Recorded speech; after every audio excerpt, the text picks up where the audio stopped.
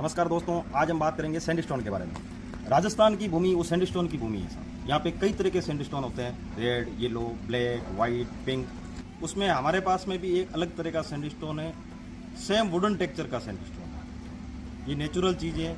अब मैं आपको इस सैंडस्टोन की कुछ विशेषताएं वगैरह, ये 13 PSI तक स्ट्रेंथ ले सकता है। इसकी वजह से इसके ऊपर पॉलिश बहुत अच्छी आती है, पॉलिश की कोई शिकायत नहीं है। और जो भी चाहता है कि मैं मतलब लकड़ी का फर्नीचर नहीं बनाऊँ, लेकिन मेरे को टेक्सचर वही वुडन वाले चाहिए, तो उस कंडीशन में ये सबसे बेटर ऑप्शन है आपके लिए।